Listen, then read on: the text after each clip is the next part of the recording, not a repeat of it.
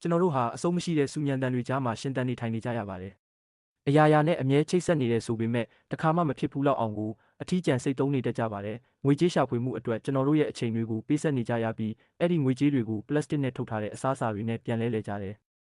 မိုင်ပေါင်းထောင်ချီဝေးတဲ့နေရာကလာပြီးသူစိမ်းတွေစိုက်ပျိုးထားတဲ့ကိုယ်တိုင်နာမည်မခေါ်တတ်တဲ့ဓာတုဆေးဝါးတွေနဲ့ပြုပြင်ထားတဲ့အစားအစာတွေပေါ့ကျွန်တော်တို့ဟာမူလအဆက်ဆိုတဲ့ခံစားမှုကိုမေ့လျော့နေကြပါပြီ။ဒါပေမဲ့တိတ်ဆိတ်တော်လှန်ရေးတစ်ခုစတင်နေပါပြီ။ဒါဟာရုံးခန်းတွေစာပါတွေပေါ်မှာဖြစ်ပျက်နေတာမဟုတ်ပါဘူး။အိမ်နောက်ဖေးခြံဝင်းတွေထဲမှာလာတာဆောင်တွေပေါ်မှာခမားတို့နေတိုင်းကားမောင်းဖြတ်တန်းသွားလာနေတဲ့မြေကွက်လက်လေးတွေပေါ်မှာဖြစ်ပျက်နေတာပါဒါဟာစိုက်ပျိုးရေးစီတို့ပြန်လည်ဦးလှည့်လာခြင်းပါပဲ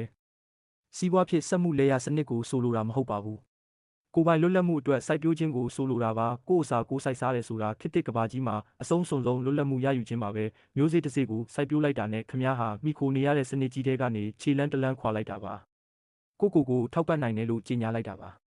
တက်တောင့်တက်တာဖြစ်မှုထက်စွမ်းဆောင်နိုင်ရည်ကိုရွေးချယ်လိုက်တာပါပြတ်တောက်သွားနိုင်တဲ့ထောက်ပံ့ရေးလမ်းကြောင်းကြီးတစ်ခုအပေါ်လုံးလျားလျားမိခိုမနေတော့ပဲကိုလက်ကိုမြေကိုနေအောင်ကြီးအပေါ်မှာပဲရက်တည်တော့မယ်ဆိုတာသိလိုက်ရတဲ့အချိန်မှာခမရဲ့စိတ်သက်ပိုင်းဆိုင်ရာအပြောင်းအလဲကြီးတစ်ခုဖြစ်ပေါ်လာပါလိမ့်မယ်ဒါဟာဟင်းသီးဟင်းရွက်ကိစ္စတက်မဟုတ်ပါဘူးဒါဟာကိုကံကြမ္မာကိုဖန်တီးနိုင်မှု sovereign နေပါကိုဟာစားသုံးသူတက်မဟုတ်တော့ပဲထုတ်လုပ်သူတယောက်ဖြစ်လာပြီဆိုတာသိမြင်နိုးထလာခြင်းပါပဲခဏနေပါဦးခမတွေးကောင်းတွေးနေလိမ့်မယ်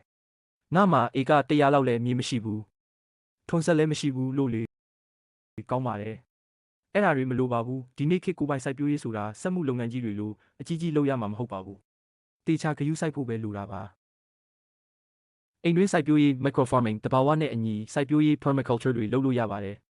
မြေကွက်လက်အနှဲငယ်သို့မဟုတ်စိုက်ခင်းပေါင်လေးတစ်ခုကိုအာဟာရပြည့်ဝတဲ့နေရာတစ်ခုအဖြစ်ပြောင်းလဲပစ်ဖို့ပါပဲအလုပ်တော့ကျန်းပါလိမ့်မယ်